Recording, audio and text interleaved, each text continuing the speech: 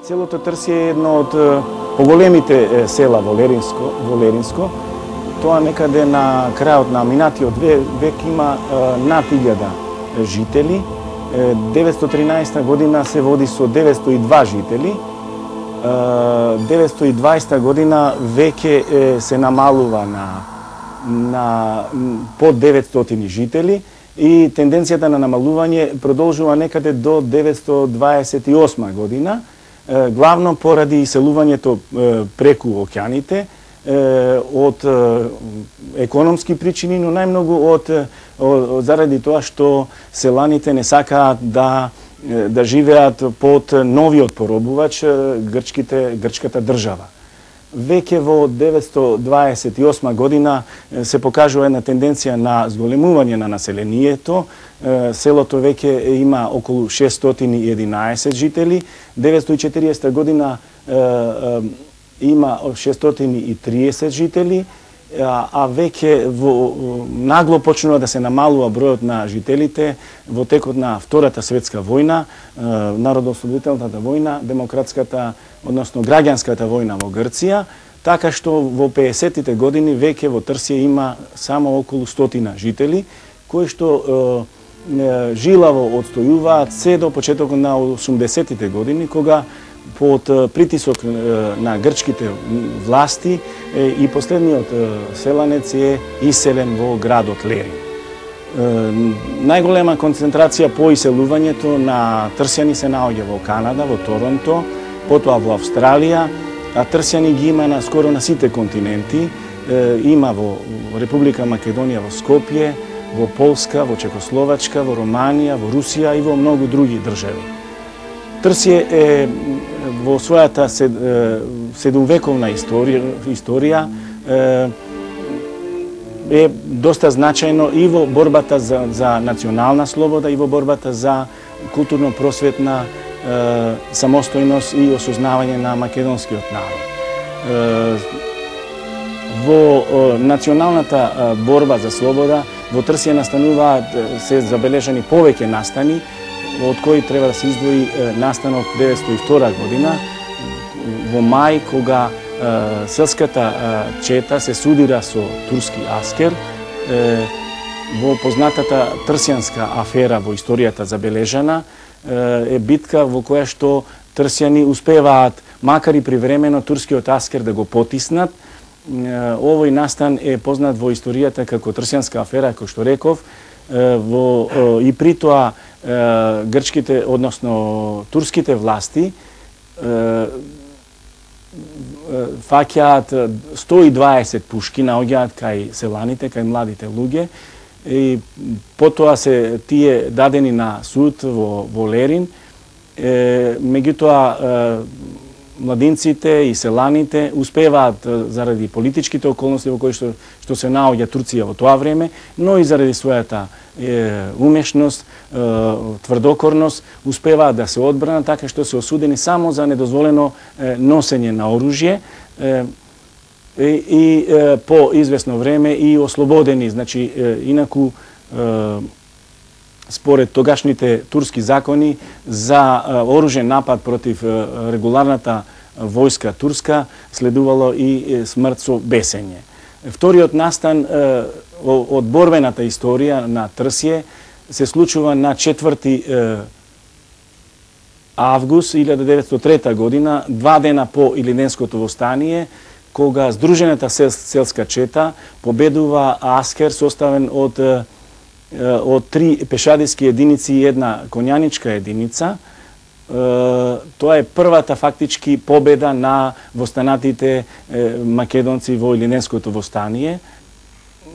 Уште исто така и многу можеби позначена во историјата на Македонија и на Трсје е улогата на Трсје и на трсјани во културно-просветната преродба на македонскиот народ. Во Трсје е изградено првото училиште во Леринско, кое што започнува со работа 1866 година.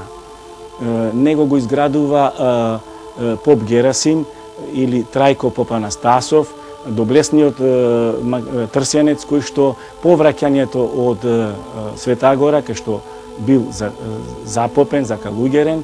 Во селото го прво изградува црква, селската црква Свети Никола, а 2 години потоа го отвара и првото селско училиште.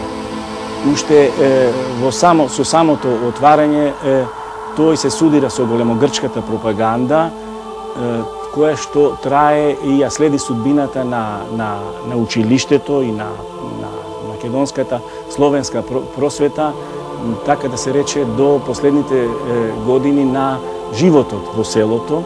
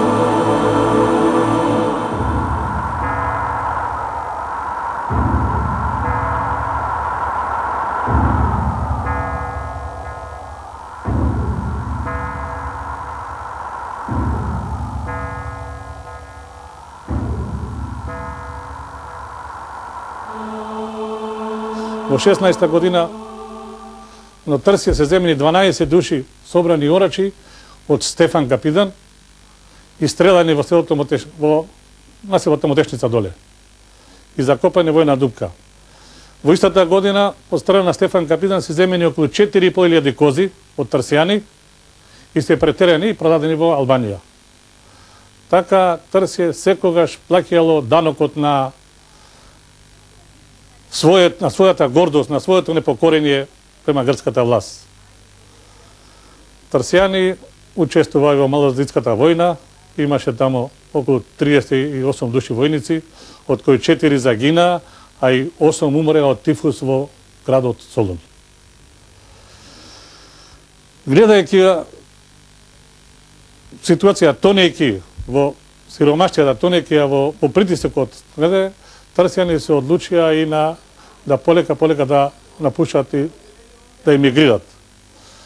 Така во 24-та година се иселени околу 12 фамилии во Бугарија и околу 10 фамилии во тогашна Југославија.